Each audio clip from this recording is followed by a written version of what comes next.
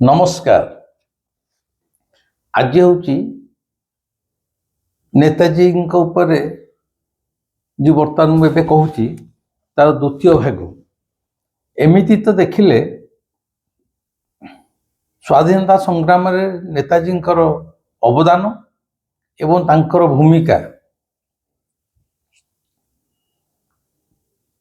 एवं यही समय रे से बाहर जाई जो आजाद हिंद फौज गठन करथिले तार नेतृत्व नहीं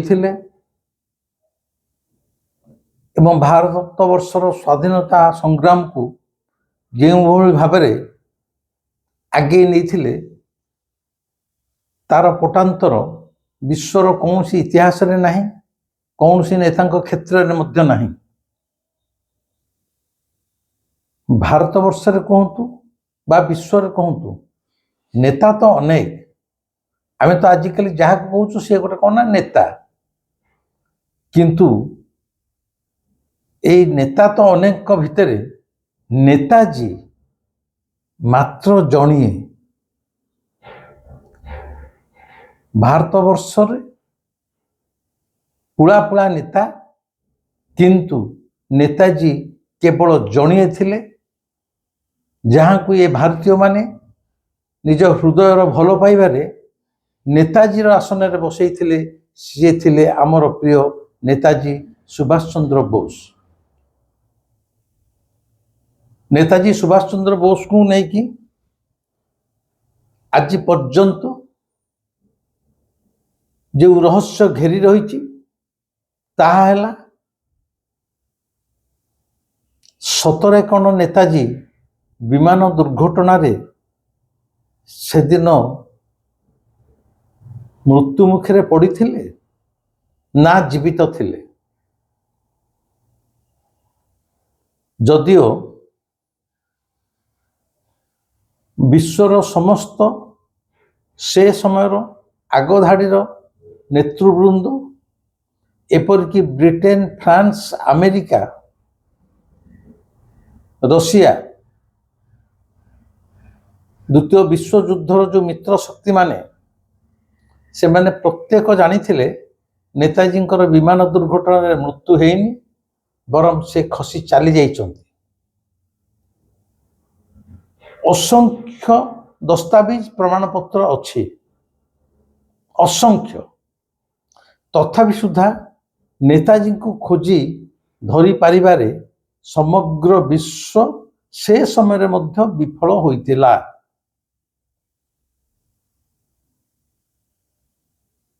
नेताजी जो विमान दुर्घटना मृत्यु हो नथिला सेथिपाई मु मात्र साधारण भाव में 3-4टी उदाहरण देवी। से जो माने प्रकृत नेताजी की भल पाती बा नेताजी विषय जानिया को चाहती से माने अवश्य निश्चय एकमत हेबे जे नेताजी विमान दुर्घटना मृत्यु हो नथिला। जो 3-4टी साधारण उदाहरण देवाक मु जाउछि ता जे कौनसी मनुष्य मन भितर निश्चय एक प्रश्नवाची केवल सृष्टि करिवो ता नुहे। नेताजी मृत्यु को नहीं जो 3-3टी कमिशन परवर्ती समय रे प्रथमे नेहरू, तापर इंदिरा गांधी एवं तापर अटल बिहारी वाजपेयी बसई थिले। से प्रत्येक कमिशन जदियो नेताजी मृत्यु को नहीं तांका आगे उपस्थापित होइथिबा डॉक्यूमेंट्स बा दस्तावेज कि देखिला पर मध्य से प्रत्येक हृदबोध होता नेताजी मृत्यु हो नथिला बा से दिन से भली कौन सी विमान दुर्घटना हो नथिला। तथापि सुधा सरकार दायरे सरकार चापरे प्रथम 2-2टी कमिशन नेताजी को मृत्यु घोषणा करथिले। तेबे मोर कहबार कथा हला नेताजी तांको जीवदशा रे ଏଭଳି ଜଣେ ବିଚକ୍ଷଣ ପ୍ରତ୍ୟୁତ୍ପନ୍ନମୂର୍ତ୍ତି ନେତା ଥିଲେ ଏବଂ ତାଙ୍କର ସ୍ୱାଧୀନତା ସଂଗ୍ରାମକୁ ନେଇ କୁହନ୍ତୁ ବା ନିଜର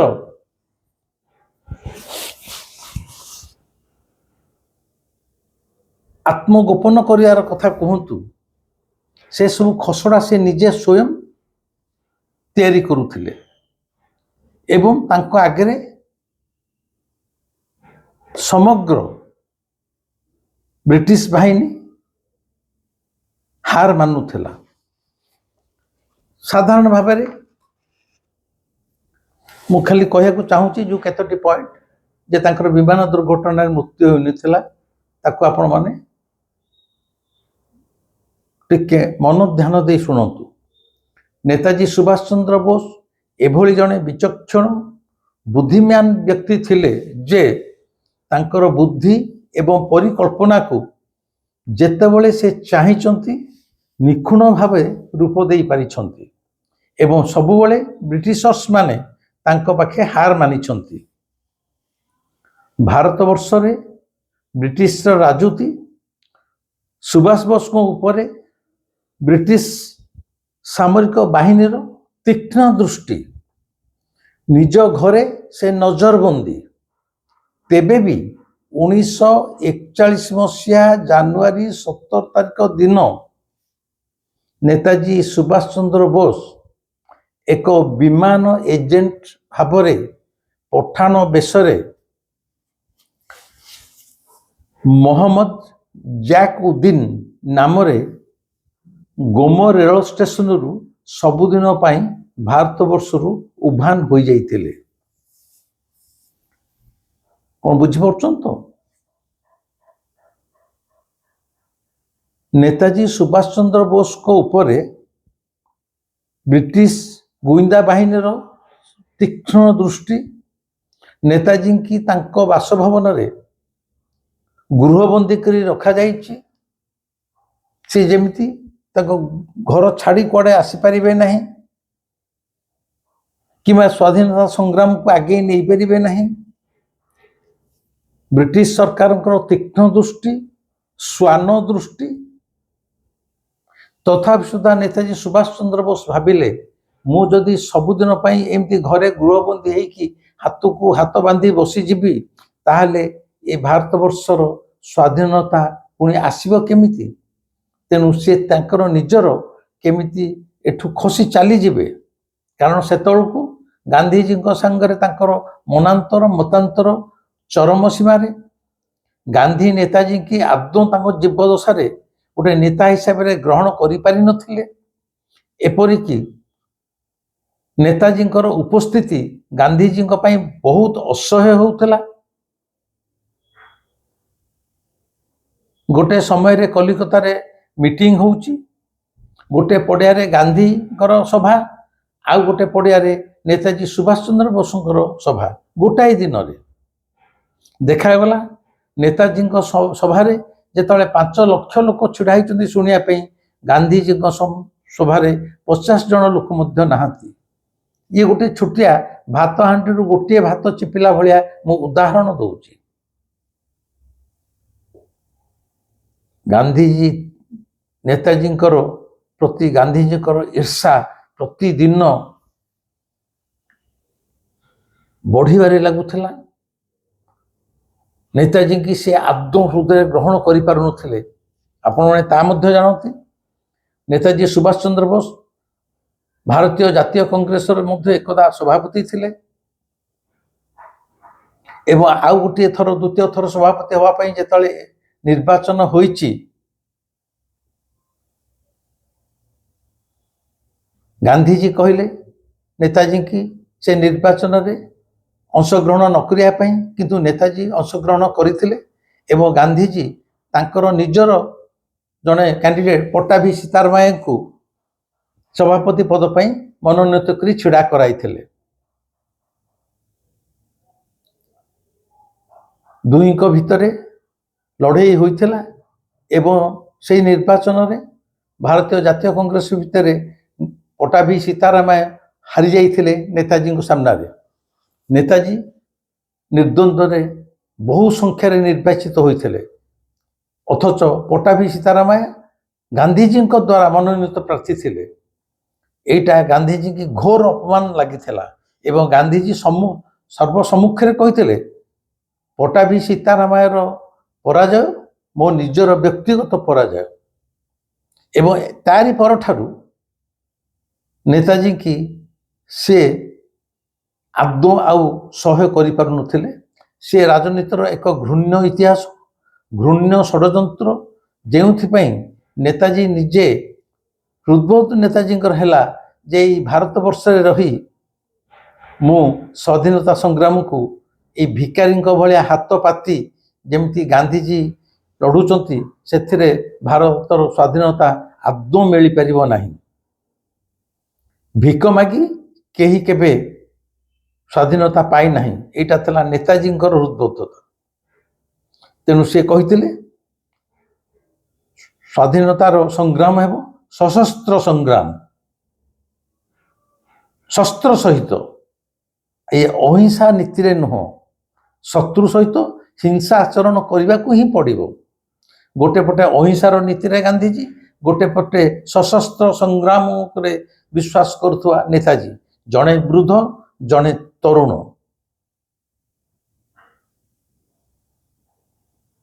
ଆଜି ପର୍ଯ୍ୟନ୍ତ ମଧ୍ୟ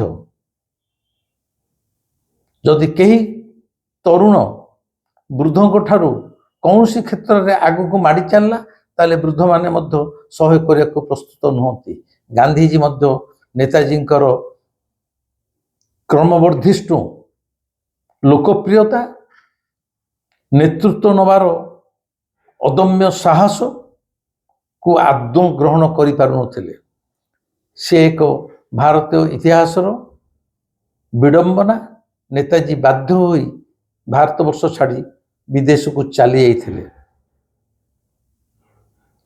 ତେଣୁ ସେଇ ଯେଉଁ ପୂର୍ବରୁ କହିଛି, ଯେତେବେଳେ ବ୍ରିଟିଶ ଗୋଇନ୍ଦା ସଂସ୍ଥାର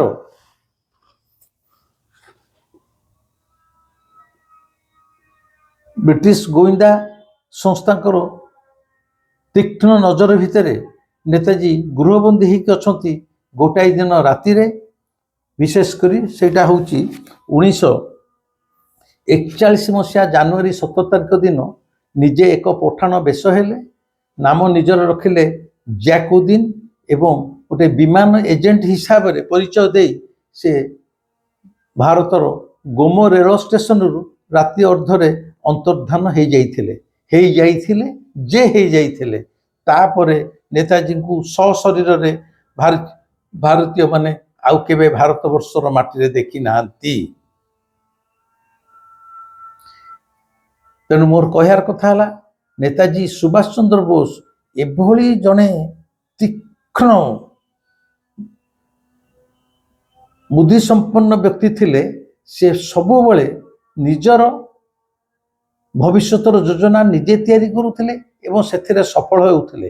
ବାରମ୍ବାର ଶତ୍ରୁ ପକ୍ଷକୁ ଧୋକା ଦେଇ ସେ ଉଭେଇ ଯିବାର ନାଟକ ରଚନା କରୁଥିଲେ, ସେଥିରେ ମଧ୍ୟ ସଫଳ ହେଉଥିଲେ। ତାର ପ୍ରଥମ ଉଦାହରଣ ଥିଲା ଏଇ ଗୋମୋ ରେଳ ଷ୍ଟେସନରୁ ଜ୍ୟାକୁଦ୍ଦିନ ଭାବରେ ଏକ ପଠାଣ ବେଶରେ ବିମାନ ଏଜେଣ୍ଟ ହିସାବରେ ଭାରତବର୍ଷରୁ ପଳାୟନ। ଏବଂ ସେ ଏଭଳି ଦୁଃସାହସିକ ଦୁର୍ଦ୍ଦୋଷ ନେତା ଥିଲେ। ଆପଣମାନେ ଜାଣିଥିବେ, ଜାପାନରୁ ସେ ସମୟର ବିପ୍ଳବୀ ନେତା ରାସବିହାରୀ ରାୟଙ୍କର ନିମନ୍ତ୍ରଣରେ ନେତାଜୀ ଜାପାନ ଯେଉଁ ଯାଇଥିଲେ, ଜର୍ମାନ ରାସ୍ତା ଦେଇ ସମୁଦ୍ରର ଜଳପଥରେ, ସମୁଦ୍ର ଯେତେବେଳେ କି ବିପଦ ସଂକୁଳ ପରିସ୍ଥିତିରେ ଆସନ୍ନ ମୃତ୍ୟୁକୁ ଭୟ ନ କରି ଏବଂ ଶତ୍ରୁ ପକ୍ଷର ଜଳ ସ୍ଥଳ ଆକାଶ ଚତୁର୍ଦିଗରେ ଖେଳି ରହିଥିବା ସଶସ୍ତ୍ର ପହରାକୁ ଆଡ଼େଇ ଦୃଷ୍ଟିର ଅନ୍ତରାଳରେ ତାଙ୍କୁ ଯାଇ ପହଞ୍ଚିବାକୁ ପଡ଼ିଥିଲା ଜାପାନରେ। ଏବଂ ସେଥିପାଇଁ ସିଏ ଜଳଯାତ୍ରା କରିଥିଲେ। ଜଳଯାତ୍ରା ମାନେ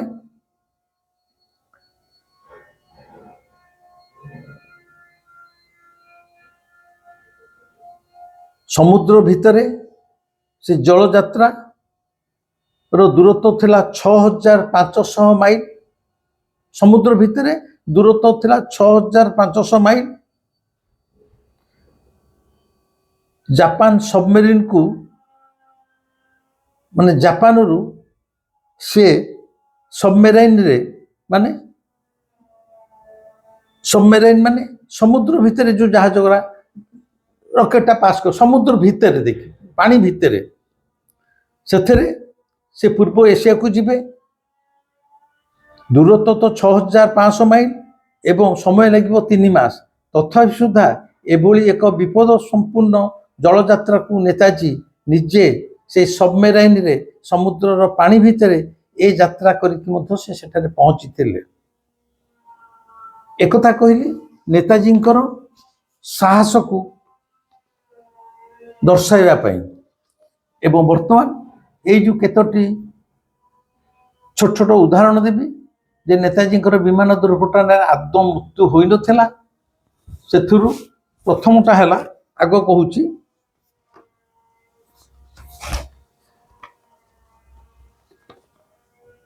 प्रथम कथा हैला 1945 मसीहा अगस्ट 18 तारिख दिन जापान ताइहुक विमान बंदर रे नेताजींकर विमान दुर्घटना रे मृत्यु होला बोली कहा जाइथिला। एवं ए जो ताइहुक विमान बंदर रे विमान दुर्घटना होइथिला मु कहली सेटा 1945 मास अगस्ट 18 तारिख दिन ठीक अच्छे। किंतु नेताजी तो एमती किसी छोटकाटिया नेता नथिले। से समय विश्वर से जने आगधाड़ी नेता थिले। तेणु जेतले गोटे विमान दुर्घटना आज मृत्यु होईची तार संवादटा केतले परिवेषण हबो से दिन राति हुए तो घंटे पर नले तार दिन सकाळे से रेडियो रे हो से समय रेडियो थिला टीवी न रेडियो रे हो बा खबर कागज रे हो। किंतु नेताजींकर मृत्युर खबर केबे प्रचार होता जानिछंती अगस्ट 23 तारिख दिन शुणु 1945 अगस्ट 18 तारिख दिन कहगला कौटी कहगला कमिशन मानक कह प्रचार होती जे अगस्ट 18 तारिख दिन विमान दुर्घटना हैला ठीक अच्छे। किंतु जापान बोमेई न्यूज एजेंसी नेताजींकर जो विमान दुर्घटना मृत्यु होती तार 5 दिन पर माने अगस्ट 23 तारिख रे सकाळू जापान रेडियो प्रचार प्रसार कला समग्र विश्व पाई जे आजाद हिंद फौजर सर्वाधिनायक नेताजी सुभाष चंद्र बोसंकर अगस्ट 18 तारिख दिन राति रे ताइहुक विमान दुर्घटना रे मृत्यु होईची। एठी एक विराट प्रश्नवाची सृष्टि करे विश्वर जने तुंग नेता नेताजी सुभाष चंद्र बोसंकर जदि मृत्यु 18 तारिख दिन होउची ताले केउ उद्देश्य रे तार 5 दिन पर 23 तारिख रे घोषणा करा जाउची जे तांकर मृत्यु हैला बोली। एइटा को भाबिया पड़िबो कारण यह थिला नेताजींकर निजे जापान सरकार से दायित्व देइथिले जे 23 तारिख माने विमान दुर्घटना होती बोली प्रचार हम किंतु से प्रचार संवादटा 5 दिन पर 23 तारिख दिन समग्र विश्ववासी एटा प्रचार हम कहीं ना द्वितीय विश्वयुद्ध रे जेतले अक्षय शक्ति हारी जाइए जापान हारी जाइए ब्रिटिश सैन्य माने जापान को अख्तियार करने को आसीगले एवं जिते युद्ध हारी जाइए जापान सैन्य माने एवं आजाद हिंद फौजर समस्त सैन्य माने युद्ध बंदी हिसाब से ब्रिटिश सैन्य माने युद्ध बंदी हिसाब से नहीं जाए समस्ते आत्मसमर्पण करने को बाध्य। नेताजी को आत्मसमर्पण करेंगे कले ही तो जीवन में मारी दि जापे खाली हुए तो नुहे कारण से जो मित्र शक्ति फ्रांस ब्रिटेन रशिया अमेरिका से माने ऑफिशियली घोषणा कर देइथिले ब्रिटिश सैन्य मान जन दि जाइथिला जे तेमे नेताजी को जेमते बाय हुक और क्रूक जेन तेन प्रकार जीवन में जीवनतार धरीदेव नचेत जो स्पट पाइब ताको मारिदेव एटा ऑफिशियली घोषणा सरी किंतु नेताजी सहचर माने तो कहले आपण जड़े रहिले ही स्वाधीनता संग्राम को आगे नेबाई यथेष्ट तेणु आपणकर बंची रहा निहाती दरकार। अच्छा देखंतु तेणु आपण बंची रुहतु तेणु खसड़ा तैयारी जे नेताजी धरा देवे नहीं धरा जो नेताजी धरा देलेनी नेताजी कड़े लुचि गले जदि मृत्युर खबर प्रचार न होउची ताहले विश्वर जो कोणरे नेताजी लुचि थिले मध्य चारि चारिटा राष्ट्र फ्रांस ब्रिटेन रशिया अमेरिकार सैन्य माने विश्व सारा खिनबिन की खोजिकी नेताजी की धरी दे थाते आ धरी थे मारी दे थाते जदि आत्मगोपन कर प्रचार होता जे नेताजी खसी चलीगले ना नेताजी ताको निज बुद्धि रे ए षड्यंत्रटा तैयारी कले जे ना मु लुचि गले समस्यार समाधान हेनी सारा विश्व जानिया दरकार जे नेताजी माने मोर मृत्यु हो गला। अच्छा मृत्यु जदि हो गला ताले सांगे सांगे आउ कौन लोकटा मरीगला बोली प्रचार प्रसार है हठात कौन आउ किए खोज कि मरिया लोकटा किए खोजे तेणु शत्रुपक्ष माने ब्रिटिश सैन्य माने आउ खोजबेनी मांदा पड़ से जाइले लोकटा कौन मरीगला मरीचे कि नहीं से पर खोजा विचार विमर्श हम किंतु हठात जब मरी जाइए आउ कहीं तत्परता सहित खोजे कि आदौ खोजबेनी तेणु विमान दुर्घटना मृत्यु हो संवादटा नेताजी चाहूले प्रचार प्रसार हो जो दायित्वटा से जापान सरकार को देते या कहते 5 दिन कारण 1945 अगस्ट 8 दिन से ताई विमान बंदर विमान उठी सी आगुआ कहले 5 दिन कहीं 5 दिन गैपटा कहीं ना से 5 दिन भितर नेताजी सुभाष चंद्र बोस जो जगार जा लुचिया कथा सुरक्षित स्थान से लुचिगला 5 दिन सफिसीयंट नेताजी गोटे सुरक्षित स्थान सी जो भाई लुचिगला यहाँ जी घोषणा है ताले 5 दिन से लुचिगले घोषणा है बेलू लोकटा तो मरी जाइए तेणु हठात खोजार जो तत्परता से क्रमशः ह्रास पाइब यहाँ एक सुचिंतित षड्यंत्र जोटा नेताजी निजे निजपाई करते जे सारा विश्व जन मरीगली जदि मरीगली आ मत कहीं खोजबेनी जदि न खोजिले मु पुणी मोर फौज को धरी संग्रामटा आगे नेबी ता नहेले अगस्ट 18 विमान दुर्घटना होउची आपण माने केबे देखिचंती हमर विमान दुर्घटना जे जे जोठी मरुचंती जो दिन मरुचंती तार एबे तो टीवी गलानी घंटे पर के संगे संगे प्रचार प्रसार हो जाउची आ नेताजी भले जने तुंग नेता कर मृत्यु हम 18 तारिख दिन फिर बाहर पुणी जापान सरकार ताको प्रचार करेंगे 5 दिन पर यहाँ है प्रथम प्रश्न जे जेहेतु विमान दुर्घटना मृत्यु होनी यहाँ गोटे सुपरिकल्पित योजना तार यहाँ हूँ अत्यंत एकदम स्ट्रॉन्ग एविडेंस जे से दिन विमान दुर्घटना मृत्यु तक होता गोटे सुपरिकल्पित योजना थिला ता नहले मृत्युर 5 दिन पर कहीं जापान सरकार ताको प्रचार प्रसार करेंगे 1 2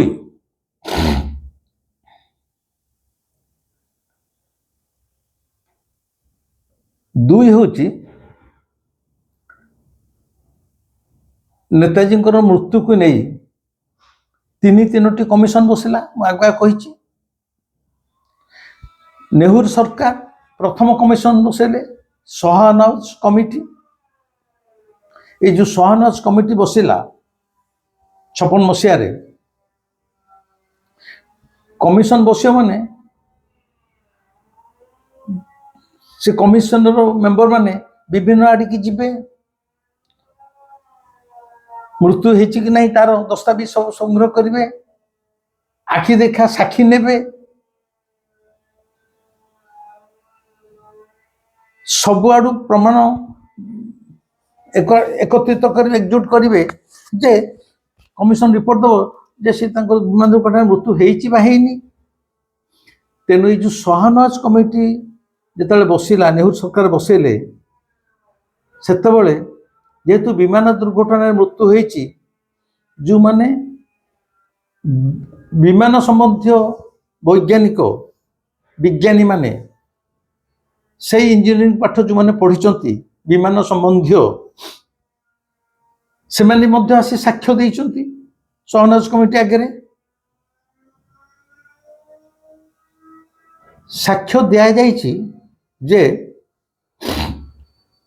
এই ଯେଉଁ ତାଇହୁକ ବିମାନ ବନ୍ଦରରୁ ଯେଉଁ ବିମାନରେ ବସିକି ନେତାଜୀ ଆକାଶ ମାର୍ଗକୁ ଉଠିଲେ, ଆକାଶ ମାର୍ଗରେ ସେଟା 1600 ଫୁଟ ଉଚ୍ଚରେ ଏକ ବିସ୍ଫୋରଣ ହେଇକି ବିମାନଟା ଜଳିଗଲା ଏବଂ ସେଇ ଯେଉଁ ପୃଥିବୀ ପୃଷ୍ଠରୁ 1600 ଫୁଟ ଉଚ୍ଚରେ ଯେଉଁ ଦୁର୍ଘଟଣା ହେଲା, ବିମାନରେ ନିଆଁ ଲାଗିଗଲା, ଯେଉଁ ଦୁର୍ଘଟଣାରେ ନେତାଜୀଙ୍କର ମୃତ୍ୟୁ ହେଲା ତାହା ଘଟିଥିଲା 1600 ଫୁଟ ଉଚ୍ଚରେ। ଏବଂ ସବୁଥିରୁ ବଡ଼ କଥା ହେଲା ସେ ବିମାନରେ 12 ଜଣ ଲୋକ ଯାତ୍ରା କରୁଥିଲେ। ସେ 12 ଜଣ ଲୋକଙ୍କ ଭିତରୁ କେବଳ ଏକା ନେତାଜୀଙ୍କର ମୃତ୍ୟୁ ହେଇଛି ନିଆଁରେ ପୋଡ଼ି ହୋଇ, ଆଉ 11 ଜଣ ଯାକ ପରବର୍ତ୍ତୀ ସମୟରେ ସମସ୍ତେ ଜୀବିତ ଅଛନ୍ତି। ଇଏ ଏକ ବିରାଟ ପ୍ରଶ୍ନବାଚୀ। 1600 ଫୁଟ ଉଚ୍ଚରେ ଗୋଟେ ବିମାନ ଦୁର୍ଘଟଣା ହେଉଛି, ବିମାନଟା ଜଳିକି ଟୁକୁଡ଼ା ଟୁକୁଡ଼ା ହେଇକି ତଳେ ପଡ଼ୁଛି, ତା ଦେହରେ ଆଉ ଜଣେ କେହି ବଞ୍ଚିବେ କି? ଏଇ ନିକଟରେ ଯେଉଁ ଆମର ବମ୍ବେରେ ଯେଉଁ ଦୁର୍ଘଟଣା ହେଲା, ଯେଉଁଥିରେ ଅଜିତ ପାୱାରଙ୍କର ନ୍ୟାସନାଲ କଂଗ୍ରେସ ପାର୍ଟିର ଉପମୁଖ୍ୟମନ୍ତ୍ରୀ ଅଜିତ ପାୱାରଙ୍କର ମୃତ୍ୟୁ ହେଲା, ସେ ବିମାନରେ ହେଲିକପ୍ଟରରେ 5 ଜଣ ଥିଲେ। ଏଇ ତଳେ ଲ୍ୟାଣ୍ଡିଂ କରୁ କରୁ ବିସ୍ଫୋରଣ ହେଲା, 5 ଜଣ ଯାକ ମରିଗଲେ। ଅଥଚ 1600 ଫୁଟ ଉଚ୍ଚରେ ବିମାନ ଦୁର୍ଘଟଣା ହେଉଛି, 12 ଜଣ ଯାକ ବସିଛନ୍ତି, ସାକ୍ଷୀମାନେ ସାକ୍ଷୀ ଦେଉଛନ୍ତି, ଯେଉଁମାନେ ପ୍ରତ୍ୟକ୍ଷ ସାକ୍ଷୀ ଥିଲେ ସେଇ ସମୟରେ ବୋଲି ସେମାନେ ଆସି ସାକ୍ଷୀ ଦେଉଛନ୍ତି ସହନାଜ କମିଟି ଆଗରେ। କେବଳ ନେତାଜୀଙ୍କର ସେଥିରେ ମୃତ୍ୟୁ ହେଲା, ଆଉ ବାକି 11 ଜଣ ଯାକ ସମସ୍ତେ ଜୀବିତ ବଞ୍ଚିଗଲେ। କାହାର ଟିକେ କ'ଣ ପୋଡ଼ି ଫୋଡ଼ି ହେଇଯାଇଛି ସାମାନ୍ୟ ରାଞ୍ଚୁ ଦାଗ ଭଳିଆ। ଏଇଟା କେବେ ଗ୍ରହଣଯୋଗ୍ୟ କି? ଏହା ହିଁ ସାକ୍ଷୀ ଦିଆ ହେଇଥିଲା ସହନାଜ କମିଟି ଆଗରେ। ଆଉ এই ବିମାନ ଇଞ୍ଜିନିୟରିଂ ପଢ଼ିଥିବା ବିଜ୍ଞାନୀ ମାନଙ୍କର ଯୁକ୍ତି ଥିଲା,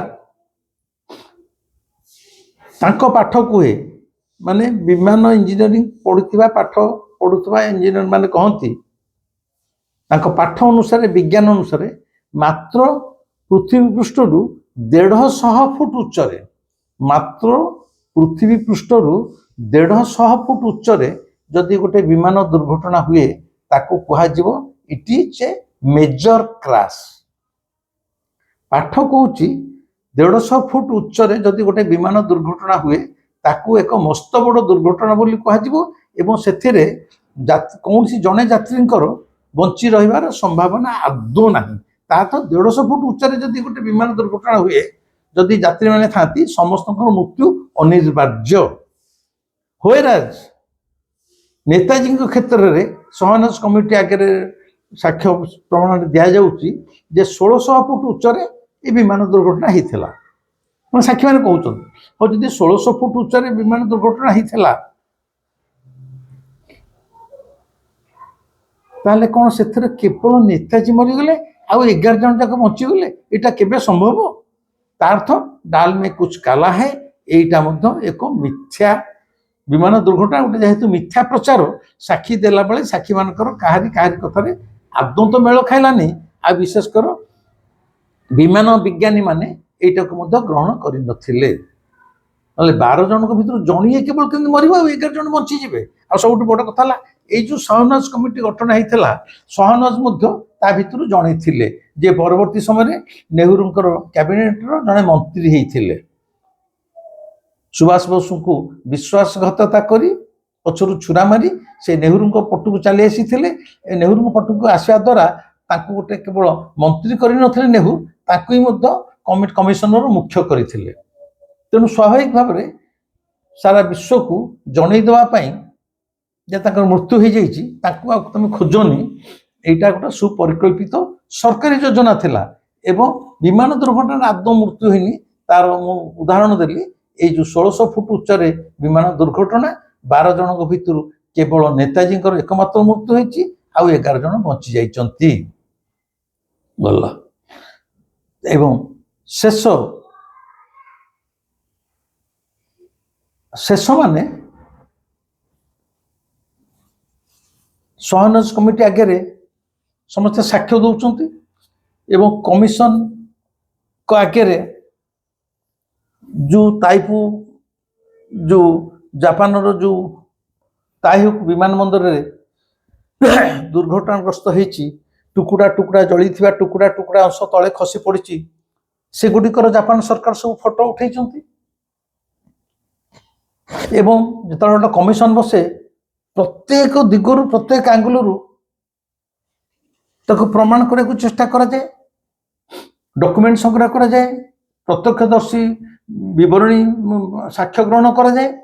ତେଣୁ ସହାନୁଭୂତି କମିଟି ଆଗରେ ବିମାନ ଦୁର୍ଘଟଣାର ଯୋଉ ଫଟୋ ସବୁ ସରକାର ପେଶ କରିଥିଲେ, ମାନେ ଜାପାନ ସରକାର ପେଶ କରିଥିଲେ, ସେ ପ୍ରତ୍ୟେକ ଫଟୋରେ ଦେଖାଯାଉଛି ଗୋଟେ ପୋଡ଼ି ଯାଇଥିବା ବିମାନର ଟୁକୁଡ଼ା ଟୁକୁଡ଼ା ଅଂଶ ଅଛି ଏବଂ ଯୋଉଠି ସେ ଜଳିକି ପୋଡ଼ିକି ପଡ଼ୁଛି ତା ଚାରିପାଟର ଯୋଉ ପରିବେଶଟା ଏଇଟା ଦୂରରେ ସବୁ ପାହାଡ଼ ମାନ ଅଛନ୍ତି, ପାହାଡ଼ ଗଛ ସବୁ ଦିଶୁଛି, ସେ ଫଟୋରେ ଦେଖାଯାଉଛି। କିନ୍ତୁ କମିଶନ ଯେତେବେଳେ ତାଇହୁକ ବନ୍ଦରରେ ପହଞ୍ଚିଥିଲା, କହିବାର କଥା ହଉଛି ବର୍ତ୍ତମାନ ମଧ୍ୟ ଜାପାନର ତାଇହୁକ ବନ୍ଦରର ଆଖି ପାଉଥିବା ସ୍ଥାନ ଯାଏଁ ସେଠି ଆଦୌ କୌଣସି ପାହାଡ଼ ନଥିଲା। ସେଇଟା ଏକ ପାହାଡ଼ ଆଚ୍ଛାଦିତ ସ୍ଥାନ ନୁହଁ। କିନ୍ତୁ ହଇରାଜ ଯୋଉ ବିମାନ ଦୁର୍ଘଟଣାର ଫଟୋ ଚିତ୍ର କମିଶନଙ୍କ ଆଗରେ ପ୍ରମାଣ ପାଇଁ ଦାଖଲ କରାଯାଇଥିଲା ଯେ ଏଇ ବିମାନଟା ଭାଙ୍ଗିକି ପୋଡ଼ିକି ଜଳିକି ତଳେ ପଡ଼ିଯାଇଛି ଏବଂ ଏଇଥିରେ ନେତାଜୀଙ୍କର ମୃତ୍ୟୁ ହେଇଥିଲା। ଗୋଟେ ଫଟୋ ଆସିବ, କାରଣ ଏଡ଼େକେ ନେତା ଯେତେବେଳେ ନେତାଜୀଙ୍କ ଭଳିଆ ଜଣେ ତୁଙ୍ଗ ନେତାଙ୍କର ମୃତ୍ୟୁ ହେଇଛି ବିମାନ ଦୁର୍ଘଟଣାରେ, ସରକାର ତାର ଫଟୋ ସବୁ ଉଠେଇବେ। ଜାପାନ ସରକାର ମଧ୍ୟ ଫଟୋ ସବୁ ଉପସ୍ଥାପନା କରିଥିଲେ। ସେଇ ଫଟୋ ଯେତେ ଫଟୋ ଦିଆହେଇଥିଲା ସେ ଫଟୋରେ ଦେଖାଯାଇଥିଲା ଯେ ବିମାନଟା ଯୋଉଠି ଜଳି ପୋଡ଼ି ପଡ଼ିଛି ସେଠି ଖାଲି ଚାରିପଟେ ପାହାଡ଼ ଆଉ ଜଙ୍ଗଲ ଦିଶୁଛି, କିନ୍ତୁ ବାସ୍ତବରେ କମିଶନ ଦେଖିଲେ ସେଠି କୌଣସି ପାହାଡ଼ ଫାହାଡ଼ ନଥିଲା। ତା ଅର୍ଥ ଅନ୍ୟ ଗୋଟେ ପୋଡ଼ି ଯାଇଥିବା ଦୁର୍ଘଟଣାଗ୍ରସ୍ତ ବିମାନକୁ ଏକ ପାହାଡ଼ିଆ ଅଞ୍ଚଳରେ ସେଇ ଫଟୋ ଗୁଡ଼ିକ ସଂଗ୍ରହ କରିକି ଏ ନେତାଜୀ ଏଇ ବିମାନ ବନ୍ଦରରେ ମରି ଯାଇଥିଲେ ବୋଲି ସେଇଗୁଡ଼ାକ ଉପସ୍ଥାପନା କରାଯାଇଥିଲା। କାରଣ ଯେତେବେଳେ ବିମାନଟା ପ୍ରକୃତରେ ଦୁର୍ଘଟଣାଗ୍ରସ୍ତ ହେଇନି, ଆଦୌ ଦୁର୍ଘଟଣାଗ୍ରସ୍ତ ହେଇନି, ନେତାଜୀ ଭଲରେ ସେଠି କୁଆଡ଼େ ଯାଇକି ଲୁଚି ଯାଇଛନ୍ତି, କିନ୍ତୁ ଯେତେବେଳେ ପ୍ରଚାର କରାଗଲା ଜାପାନ ସରକାର କହିଲେ ଯେ ଏଇଟା ବିମାନ ଦୁର୍ଘଟଣା ମୃତ୍ୟୁ ହେଇଛି, ନେତାଜୀଙ୍କ କହିବା ଅନୁସାରେ କମିଶନ ଯେତେବେଳେ ମାଗୁଛନ୍ତି ଯେ ଯଦି ବିମାନ ଦୁର୍ଘଟଣାରେ ମୃତ୍ୟୁ ହେଇଛି ତାର ଫଟୋ ଦିଅ ଆମକୁ, ତେଣୁ ଜାପାନ ସରକାର କମିଶନକୁ ଭୁଆଁ ବୁଲାଇବା ପାଇଁ ପ୍ରମାଣର ଦସ୍ତାବିଜ ହିସାବରେ ଯୋଉ ବିମାନ ଦୁର୍ଘଟଣାର ଫଟୋ ଉପସ୍ଥାପନ କରିଛନ୍ତି ସେ ଫଟୋ ଗୁଡ଼ିକର ଚାରିପଟେ ପାହାଡ଼ ଦୃଶ୍ୟମାନ ହେଉଥିଲା, ଯଦିଓ ଦେଖାଯାଏ ଯେ ତାଇହୁକ ବିମାନ ବନ୍ଦରରେ ଆଦୌ କୌଣସି ପାହାଡ଼ ନାହିଁ। ତା ଅର୍ଥ ବିମାନ ଦୁର୍ଘଟଣାରେ ନେତାଜୀଙ୍କ ମୃତ୍ୟୁ ହୋଇନଥିଲା, ନେତାଜୀ ଖସି ଯାଇଥିଲେ। ତେଣୁ ବିମାନ ଦୁର୍ଘଟଣା ଯେ ଏକ ସୁପରିକଳ୍ପିତ ଯୋଜନା ଥିଲା ତାହା ନେତାଜୀ ନିଜେ ନିଖୁଣ ଭାବରେ ତିଆରି କରିଥିଲେ ଏବଂ ସେଥିରେ ସଫଳ ହୋଇଥିଲେ, ଏଥିରେ କୌଣସି ସନ୍ଦେହ ନଥିଲା। 1600 ଫୁଟ ଉଚ୍ଚରେ ବିମାନ ଦୁର୍ଘଟଣା ହେଉଛି, ନେତାଜୀ ଏକୁଟିଆ ମରିଯାଉଛନ୍ତି, ଆଉ 11 ଜଣ ବଞ୍ଚିକି ରହୁଛନ୍ତି। କଣ ନା ବିମାନ ଦୁର୍ଘଟଣା ହେଇଥିଲା। ଦୁର୍ଘଟଣା ଯୋଉଠି ହେଉଛି ସେଠି ଫଟୋରେ ଭାବୁଛି ପାହାଡ଼, କିନ୍ତୁ ତାଇହୁକ ବିମାନ ମଧ୍ୟରେ ପାହାଡ଼ ବୋଲି କିଛି ନାହିଁ। ଏବଂ ଏହାପରେ ସ୍ୱୟଂ ଗାନ୍ଧୀଜୀ ଏବଂ ବ୍ରିଟିଶର୍ସ ମାନଙ୍କର ସାମରିକ ବାହିନୀର ଅଫିସର ମାନେ ତାଙ୍କର ଯୋଉ ସବୁ ମନ୍ତବ୍ୟ ଦେଇଛନ୍ତି, ଖବରକାଗଜରେ ବାହାରିଛି, ସବୁଥିରେ ଅନ୍ୟମାନେ କହିଛନ୍ତି ଯେ ଆମେମାନେ ସ୍ଥିର ନିଶ୍ଚିତ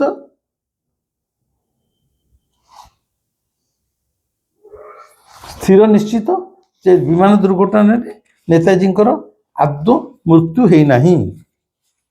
ବୁଝୁଛନ୍ତି ତ?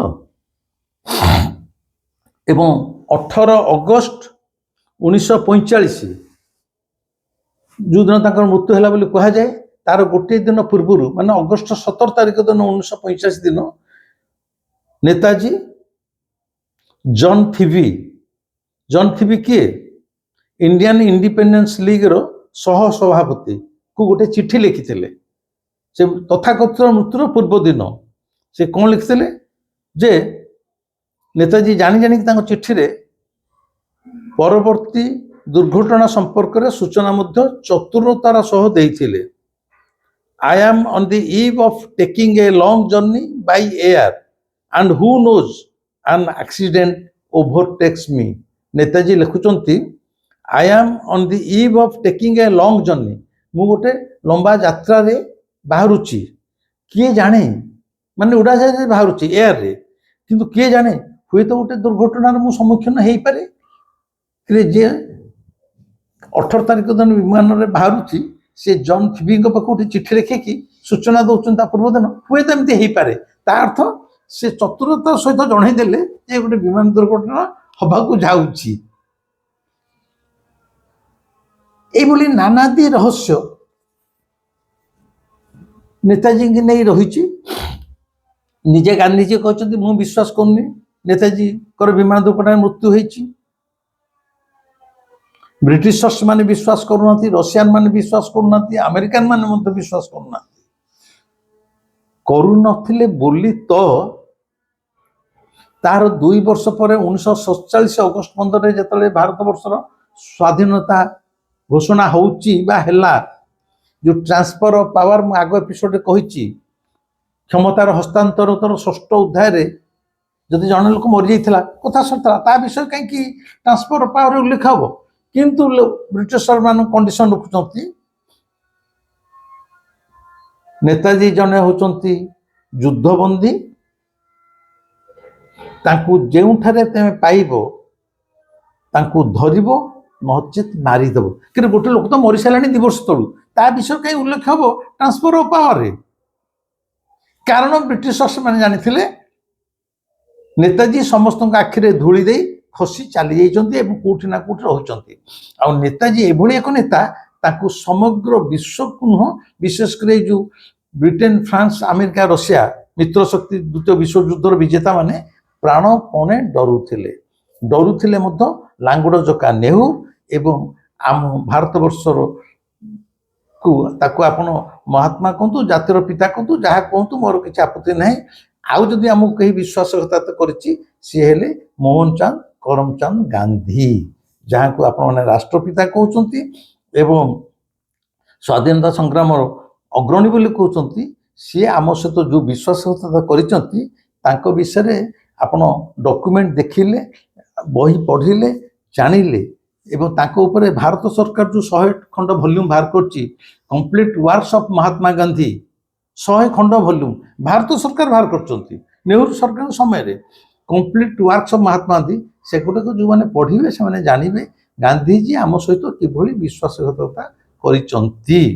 ତେଣୁ ଆମର ବର୍ତ୍ତମାନ ଯେଉଁ ଅଜିତ ଡୋଭାଲ, ସେ ଖୋଲାଖୋଲି କହୁଛନ୍ତି ଭାରତବର୍ଷ ସ୍ୱାଧୀନତା ପାଇନି ଗାନ୍ଧୀଜୀଙ୍କ ପାଇଁ, କେବଳ ନେତାଜୀଙ୍କର ସଶସ୍ତ୍ର ସଂଗ୍ରାମ ପାଇଁ ଆଜି ଆମେ ସ୍ୱାଧୀନତା ପାଇଛୁ। ଇଏ ଥିଲା ନେତାଜୀଙ୍କ ସମ୍ପର୍କରେ ମୁଁ ଯାହା ଜାଣିଛି। ଏହାର ଦ୍ୱିତୀୟ ଭାଗ ଯେ ଏ ଯେଉଁ ବିମାନ ଦୁର୍ଘଟଣା, ତାହା ଥିଲା ଏକ ସୁପରିକଳ୍ପିତ ମିଥ୍ୟା ପ୍ରଚାର। ଏଇଠି ଜଣେଇ ଦଉଛି, ଜଣେ କମେଣ୍ଟ ଦେଲେ, କମେଣ୍ଟ ଦେବାକୁ ସମସ୍ତଙ୍କ ସ୍ୱାଧୀନତା ଅଛି, ଆଦୌ ଇତିହାସ ଜାଣିନଥିବେ, ଆଦୌ ପଢ଼ିନଥିବେ, ସେ ବିଷୟରେ ଆଗ୍ରହ ନାହିଁ, ଷ୍ଟ୍ରେ କମେଣ୍ଟ ଦେବାରେ ତ ସମସ୍ତେ ଧରୁନ୍ଧର ଆଜିକାଲି। ଯେ ଏ ବାବୁ ଜଣକ ଯେଉଁ ନେତାଜୀଙ୍କର ବହି କହୁଛନ୍ତି, ତାଙ୍କର ବହି ବିକ୍ରି ପାଇଁ ଏଗୁଡ଼ା ସବୁ ସେ କହୁଛନ୍ତି। ନେତାଜୀ କେବେଠୁ ମରିଯାଇଥିଲେ, ସତେ ଯେମିତି ତାଙ୍କୁ ସୁଧ ଘରେ ଯାଇ ସେ ବାବୁ ଜଣକୁ ଯାଇ ଖାଇକି ଆସିଥିଲେ। ଜଣେ କମେଣ୍ଟ ଦେଇଥିଲେ। ଛାଡ଼ନ୍ତୁ, ସବୁବେଳେ ନକାରାତ୍ମକ କମେଣ୍ଟ ଦେବାକୁ ମଣିଷମାନେ ଅଛନ୍ତି। ମୋର ଗବେଷଣା ଲବ୍ଧ ବହି ନିଖୋଜ ନେତାଜୀ ଏବଂ ଦ୍ୱିତୀୟ ବହି ହେଉଛି ମିଳିଲେ ନେତାଜୀ। ଏ ଦୁଇଟା ବହି କିଣିଲେ ତ ପଢ଼ିବେ। ମୁଁ କ'ଣ କହୁଛି ମୋ ବହି କିଣ ବୋଲି? ଯେଉଁମାନେ ନେତାଜୀଙ୍କ ବିଷୟରେ ଜାଣିବାକୁ ସତରେ ଚାହୁଁଛନ୍ତି ଏ ଦୁଇଟା ବହି କିଣିକି ପଢ଼ିଲେ ସେମାନେ ଜାଣିପାରିବେ। ଏବଂ ଏଥିରେ ଗପ ଲେଖାଯାଇନି, ସବୁ ପ୍ରମାଣ, ଫାଇଲ, କେଉଁ ଫାଇଲ ନମ୍ବର କେତେ, କେଉଁ ପୃଷ୍ଠାରେ କ'ଣ ଅଛି, କେଉଁ ଫାଇଲ ଦକ୍ଷିଣ ଆଫ୍ରିକାରେ ଅଛି, କେଉଁଟା ବ୍ରିଟେନରେ ଅଛି, କେଉଁଠି ରସିଆନ ଆର୍କାଇଭ୍ସ ଅଛି, ସେଗୁଡ଼ାର ମଧ୍ୟ ତଥ୍ୟ ସବୁ ଦିଆଯାଇଛି। ମିଛ କଥା ଲେଖା ହେଇଥିଲେ ମୋତେ କେବେଠୁ ମାନେ କୋର୍ଟକୁ ଟାଣି ସାରନ୍ତିନି। କାହାରି କୋର୍ଟକୁ ଟାଣିବାର ସାହସ ନାହିଁ। ଏବଂ ଏହା ମଧ୍ୟ କହୁଛି ନିଖୋଜ ନେତାଜୀ ବହିକି ତତ୍କାଳୀନ ହାଇକୋର୍ଟର ପ୍ରଧାନ ବିଚାରପତି ସୁଶାନ୍ତ ଚାଟାର୍ଜୀ ୟାକୁ ମଧ୍ୟ ଉନ୍ମୋଚନ କରିଥିଲେ ପ୍ରୋଟୋକଲକୁ ଭାଙ୍ଗି। କୌଣସି ହାଇକୋର୍ଟର ଚିଫ୍ ଜଷ୍ଟିସ୍ ମାନେ ଏ ବ୍ୟକ୍ତିଗତ ବହି ଉଦ୍ଘାଟନକୁ ଉନ୍ମୋଚନ କରିବାକୁ ଆସନ୍ତିନି, କିନ୍ତୁ ସେତେବେଳେ ସୁଶାନ୍ତ ଚାଟାର୍ଜୀ ଏହାକୁ ପ୍ରୋଟୋକଲ ଭାଙ୍ଗି ମୋର ନିଖୋଜ ନେତାଜୀ ବହିକି ଉନ୍ମୋଚନ କରିବା ପାଇଁ ମଧ୍ୟ ବାଣୀ ବିହାର ଅଡିଟୋରିୟମକୁ ଆସିଥିଲେ। ତେଣୁ ଯେଉଁମାନେ ସିନ୍ସିୟରଲି ଚାହୁଁଥିବେ ଏ ଦୁଇଟା ବହି ପଢ଼ିଲେ ମଧ୍ୟ ସେମାନେ ଜାଣିପାରିବେ ଆର ସତ୍ୟ। ଏ କିଛି ମନଗଢ଼ା କଥା ନୁହେଁ। ଆଉ ଜଣେ ବନ୍ଧୁ କମେଣ୍ଟ ଦେଲେ ଯେ ନେତାଜୀଙ୍କୁ ବର୍ତ୍ତମାନ 129 ବର୍ଷ ସେ ବଞ୍ଚିଛନ୍ତି, ଏଇଟା ଆଦୌ ସମ୍ଭବ ନୁହେଁ। ଆରେ ମୋର ଆଗରୁ କହିଛି ଜାପାନର ସାଧାରଣ ଲୋକମାନଙ୍କର ପରମାୟୁ 120 ବର୍ଷ, 130 ବର୍ଷ। ସାଧକମାନେ କିଏ 500-700 ବର୍ଷ ବଞ୍ଚନ୍ତି। ମୁଁ ପୁରା ନିଜେ ସେଇଭଳି 2 ଜଣ ସାଧକଙ୍କୁ ଦେଖିଛି। ଛାଡ଼ନ୍ତୁ, ସେ ବିଷୟରେ କିଛି ଆଲୋଚନା ଲାଭ ନାହିଁ। ଇଏ ଥିଲା ନେତାଜୀଙ୍କ ସମ୍ପର୍କରେ ଦ୍ୱିତୀୟ ଭାଗ। ମୁଁ ଧୀରେ ଧୀରେ ଆର ଆଗ ଭାଗ ଆଡ଼ିକି ନେବି ଏବଂ 3ଟା କମିଶନ ରିପୋର୍ଟ କ'ଣ ଦେଇଥିଲେ, ନେତାଜୀ ଯଦି ବଞ୍ଚିକି ରହିଥିଲେ କୋଉଠି କୋଉଠି ଲୁଚିଥିଲେ, କେମିତି ଲୁଚିଥିଲେ, କୁଆଡ଼େ କୁଆଡ଼େ ଗଲେ, ଏଗୁଡ଼ା ସବୁ ଏଇଟା ଗୋଟେ ବିରାଟ ବଡ଼ ଇତିହାସ। ମୁଁ ଆକୁ ଧୀରେ ଧୀରେ କହିବି, ଆପଣ ଧୈର୍ଯ୍ୟ ସହିତ ମୋତେ ସହ୍ୟ କରିବେ ଏବଂ ଶୁଣିବେ। ଆଉ ଏ 2ଟି ବହି ଯଦି କେହି କିଣିବାକୁ ଚାହୁଁଥାନ୍ତି, ଯେହେତୁ କମେଣ୍ଟରେ କେତେ ଜଣ ପଚାରିଛନ୍ତି, ସେୟା କହିଲି ପପୁ ମହାରାଜଙ୍କ ସହିତ ଯୋଗାଯୋଗ କରିବେ। ନମ୍ବର ହେଲା 943 793 1018 943 793 1018 ନା, এই নম্বরে যোগাযোগ করিবে। পপুরাজ বহি আপনাকে পঠাইদেবে। আজ ପାଇଁ ରହିଲି। এই ভিডিওটি কেମିତି লাগলা মতে কমেন্টরে জଣାଇବେ। দয়াকରି ইচ্ছা তা সেয়ার করନ୍ତୁ, ସମସ୍ତଙ୍କ ସହ ସେୟାର କରନ୍ତୁ। କାରଣ ମୁଁ ଜୀବଦଶାରେ ଥରୁଟେ ଏଗୁଡ଼ା ସବୁ କରୁଛି। ଯେଉଁମାନଙ୍କର ଭାରତବର୍ଷର ଇତିହାସ ସମ୍ପର୍କରେ ଜାଣିବାର ଆଗ୍ରହ ଥିବ, ଏଥିରୁ ସେମାନେ ଯଥେଷ୍ଟ ଉପାଦାନ ପାଇପାରିବେ। ଭିଡ଼ିଓଟି ଭଲ ଲାଗିଥିଲେ ଲାଇକ୍ କରିବେ, କମେଣ୍ଟ କରିବେ, ସେୟାର କରିବେ। ସବସ୍କ୍ରାଇବ୍ ନ କରିଥିଲେ ସବସ୍କ୍ରାଇବ୍ କରିବେ। ରହିଲି, ନମସ୍କାର। ମୋ କାଳୁକୁ ଦେଖୁଛନ୍ତି ତ, କାଳୁ କେତେ ସୁନ୍ଦର ଦିଶୁଛି। ତେଣୁ କାଳୁ ଜାଣେ ମୁଁ ଆପଣମାନଙ୍କ ଆଗରେ ସତ କହୁଛି କି ମିଛ କହୁଛି, ମୋ ବହି ବିକ୍ରି କରିବା ପାଇଁ କହୁଛି ନା ଇତିହାସ ସହିତ ଆପଣମାନଙ୍କୁ ପରିଚିତି ଦେବାକୁ ଚାହୁଁଛି। ମୋ କାଳୁ ଜାଣେ। ନମସ୍କାର।